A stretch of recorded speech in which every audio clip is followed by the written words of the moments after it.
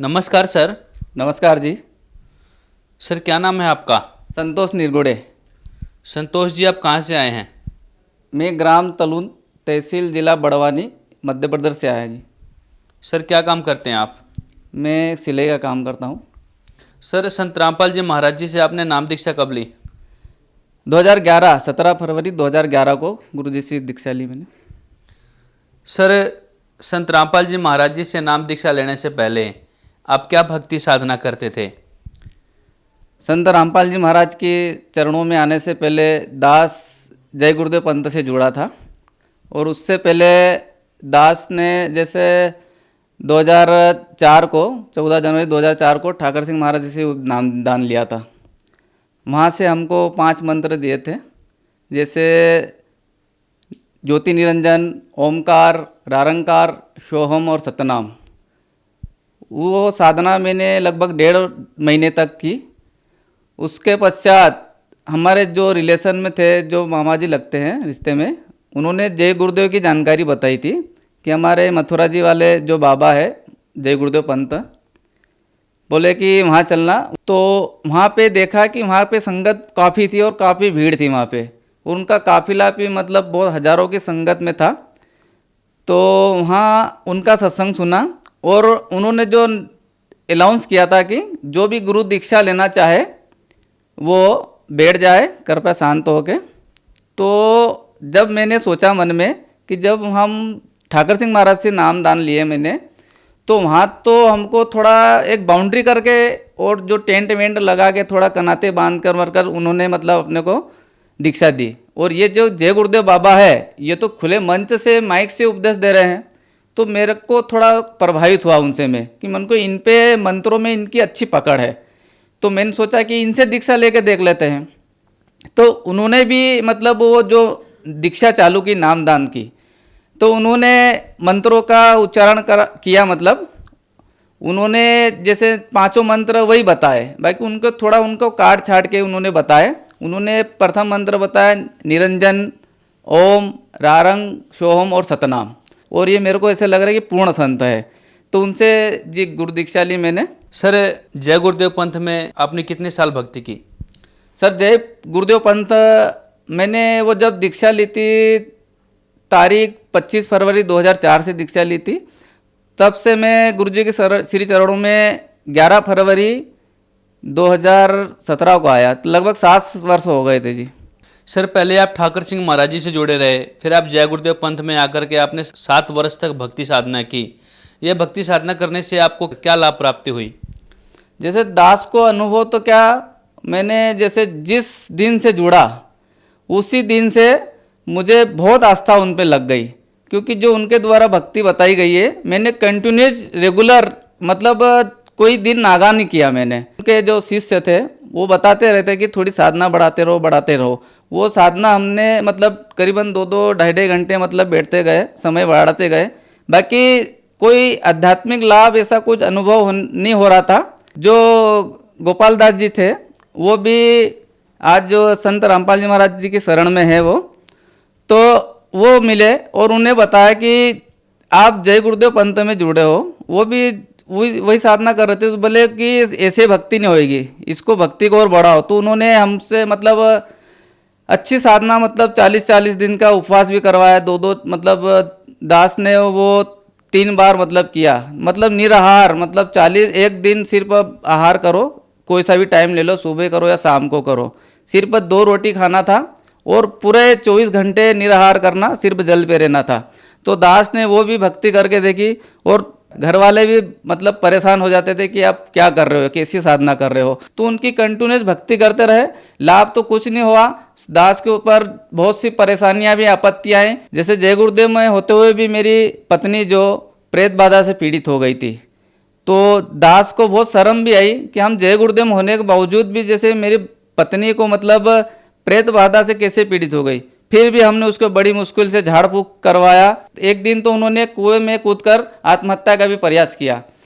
तो मैंने सोचा, मैंने इतना अटूट विश्वास था जय गुरुदेव बाबा पे कि चाहे जो मैंने मन में ठान लिया था, मतलब बाबा जी मेरी पत्नी यदि मर भी जाती ना तो मैं आपको नहीं छोड़ूंगा, क्योंकि ये गुरु मिलना बहुत बड़ी बात है। मैं क्यों उनकी पुस्तकों में पढ़ता था। वो एकलव्य और द्रोणाचार्य का शिष्य कथा थी वो। उनको गुरु दीक्षा के लिए उनसे अंगूठा मांगा तो उन्होंने तनिक भी मतलब समय नहीं लिया, उनको अंगूठा काट के दे दिया। और उन्होंने बोला था कि अगर मेरे से शीश भी मांगते तो मैं भी आपको निछावर कर देता। तो उन्होंने एक वाणी थी उसमें कि शीश दिए तो गुरु मिले तो भी सस्ता जान। मुझे वो वाणी मतलब बस घर कर गई। तो मुझे मतलब जो गुरु मिले हैं, जय गुरुदेव बाबा है, इनको मैं पूर्ण संत मानता था और बड़ी मुश्किल से मिले हैं। मैं इनको ऐसे ही अब गंवाऊंगा नहीं। आपने बताया कि आप जय गुरुदेव पंथ के संत तुलसीदास जी को पूर्ण परमात्मा मानते थे, फिर आप संत रामपाल जी महाराज के शरण में कैसे आए सर? जैसे ही भक्ति करते करते, जैसे हमारे कुछ भगत जय गुरुदेव पंथ से थे, उनको संत रामपाल जी महाराज द्वारा लिखित पुस्तकें जो सचखंड का संदेश और ज्ञान गंगा पुस्तकें मिली। उन्होंने उस पुस्तकों का अध्ययन करा, लगभग 2-3 महीने तक करा। हमारे बीच में उन्होंने हमको नहीं बताया कि ऐसे ऐसे ज्ञान है। उन्होंने बरवाला आश्रम जो हरियाणा में है उनसे नाम दीक्षा लेके वो आए और आकर हमको भी उन्होंने वो पुस्तकें बताई। तो दास को तो 1.5 महीने बाद में उनका वो पुस्तकें मेरे पास आई। बाकी ऐसे ही मुखाकर उन्होंने फ़ोन करके बताया था कि जो आप जय गुरुदेव पंथ में हम लगे थे कि वो भी पूर्ण मोक्ष का मार्ग नहीं है। वहाँ पे वो जो भक्ति बतला रहे हैं वो भी काल तक की ही भक्ति है, उससे अपना पूर्ण मोक्ष नहीं होगा।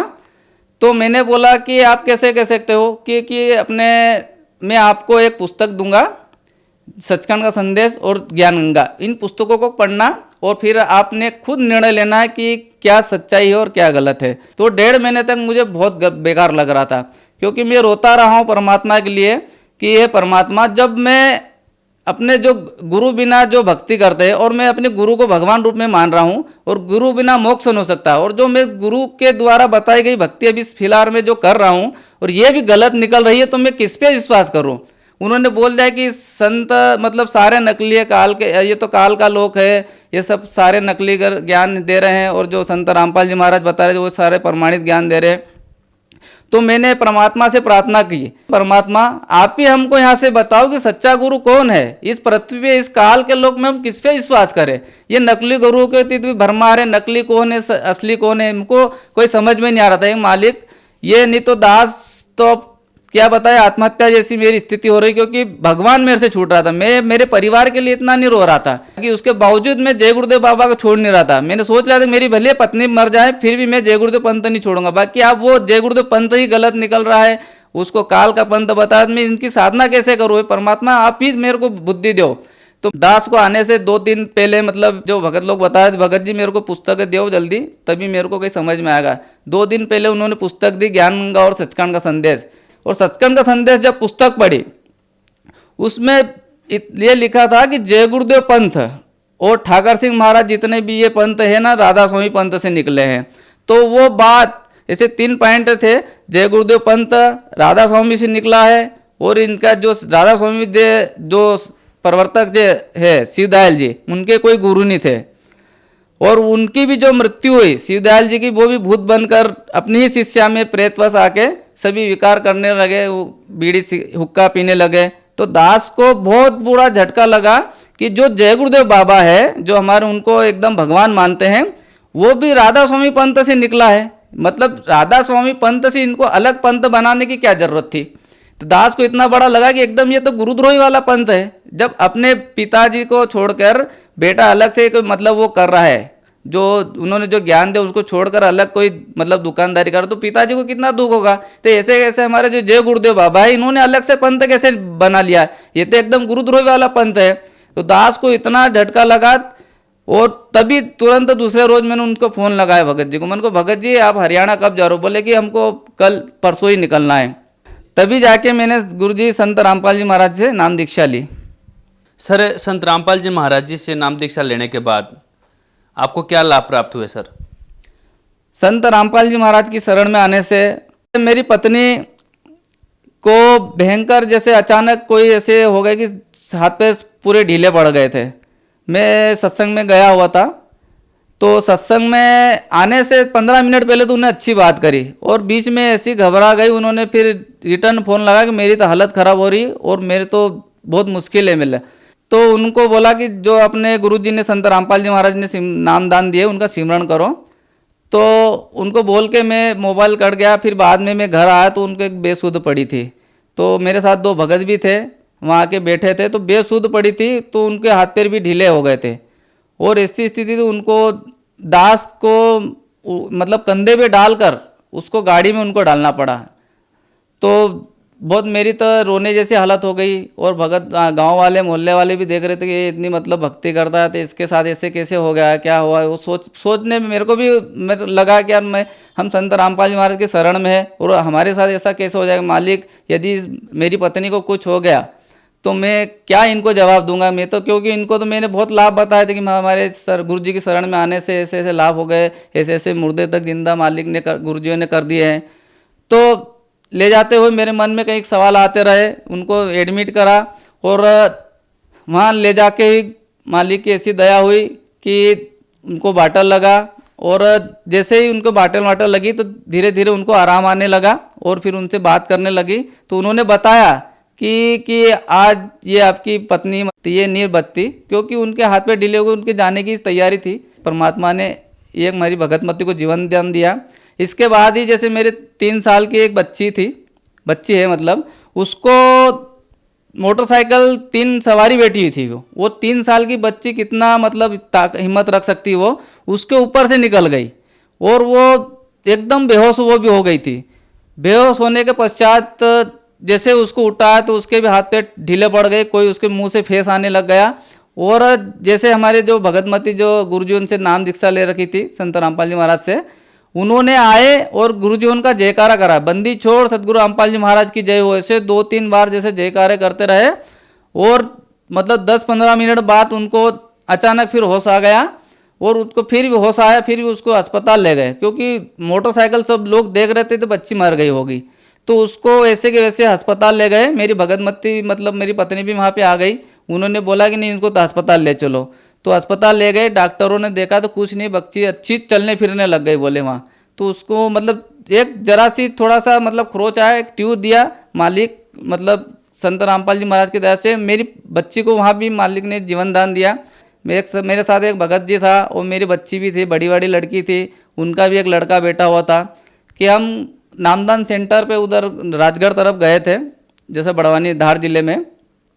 तो उधर से आते वक्त करीबन 8:30-9 बजे का टाइम रात्रि हो गई थी और हमारी गाड़ी करीबन 80-90 की स्पीड में चल रही थी और सामने वाले भगत जी गाड़ी चला रहे थे। अचानक मतलब उनकी गाड़ी मतलब मोड़ में अचानक सीधे ही मतलब उन्होंने मतलब सामने उतार दिया और बड़ा सा पत्थर रखा हुआ था वहाँ पे। और इतनी फास्ट है कि हमको ऐसे सोच लिया था कि हमको तो कुछ न कुछ मतलब हाथ पैर टूटना ही टूटना है वो। बाकी ऐसे ही मतलब परमात्मा ने संत रामपाल जी महाराज ऐसे ही जैसे जाके एकदम धीरे से जाके ऐसे कोई मतलब गोद में लेके ऐसे हमको चारों मतलब ऐसे रोक दिया वहाँ पे। वहाँ भी परमात्मा ने ऐसे मतलब हमको जीवन रक्षा दी कि दास को भी खेत थोड़ा सा घुटने में थोड़ी सी मतलब चोट आई थी, बाकी वो भी घाव नहीं हुआ। बाकी मेरे बच्चे जैसे बच्चे थे, दोनों बच्चे थे, उसको परमात्मा की दया से कुछ भी लगा नहीं भगत जी। सर पहले आप जय गुरुदेव पंथ से जुड़े थे, फिर आप संत रामपाल जी महाराज जी के शरण में आए। लोगों में आम धारणा ये है कि गुरु बदलने से पाप लगता है। सर ये धारणा कहाँ तक सही है? देखिए लोगों के अंदर जो धारणा है वो क्योंकि गलत है। उनको वहाँ जो नकली पंथ है, दास भी जय गुरुदेव पंथ में जुड़ा था तो वहाँ भी यही बताते थे अपने को कि गुरु बदलना पाप है। अपने जो भी गुरु है पूर्ण संत हैं और यही अपने को मतलब मोक्ष का मार्ग है, इसके अलावा पूर्ण संत है ही नहीं। दास को तो इतना कुछ लगा नहीं कि वहाँ पे मतलब कुछ उनको छोड़ने से हानि हुई। आज दास भी मतलब संत रामपाल जी महाराज की शरण में है। जो गुरुजी ने संत रामपाल जी महाराज जो भक्ति बताते हैं वो अपने पापों को नाश करने वाली बताते हैं। जो भी अपने ऊपर कष्ट आते हैं वो अपने पिछले पाप कर्म के कारण आते हैं। बाकी जो परमात्मा ने वेदों को क्लियर करके बताया है कि जो परमात्मा के द्वारा बताई गई जो साधना सत साधना करते हैं उसके भारी से भारी पापों का भी नाश कर देते हैं और जो भी पाप कर्म रहते हैं वो सत भक्ति करने से ही खत्म होते हैं। सर जो श्रद्धालु आपको देख रहे हैं आप उन्हें क्या कहना चाहेंगे? मैं जय गुरुदेव पंथ वालों से एक दास से ही प्रार्थना करना चाहता है कि आप सही की पहचान करो। आज जैसे कि जय गुरुदेव बाबा जो इन्होंने गुरुजियों के बारे में एक भविष्यवाणी भी कर रखी है, 1971 की बात है। उन्होंने बोल रखा है कि वो संत जिसकी लोग प्रतीक्षा कर रहे हैं वह 20 वर्ष का हो चुका है। संत रामपाल जी महाराज का जन्म 7 सितंबर 1951 का है।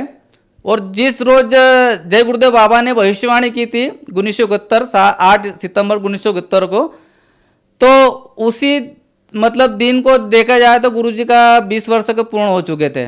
और उन्होंने बोला था कि जिसकी लोग प्रतीक्षा कर रहे हैं वो 20 वर्ष का हो चुका है, और उन्हीं के द्वारा जो बताई गई साधना पूरा विश्व करेगा, उन्हीं का मतलब ज्ञान चलेगा। तो मैं उन्हीं जय गुरुदेव पंथ वालों से मैं ये दास प्रार्थना करना चाहता है। आज जो संत रामपाल जी महाराज जो भक्ति विधि जो बता रहे अपने शास्त्रों से प्रमाणित करके बता रहे। सभी जय गुरुदेव पंथ वालों भक्तों से दास की प्रार्थना है कि संत रामपाल जी महाराज जी के ज्ञान को समझे, और जो भविष्यवाणी 1971 में जय गुरुदेव बाबा ने जिस संत के बारे में भविष्यवाणी कर रखी है वो संत रामपाल जी महाराज जी हैं।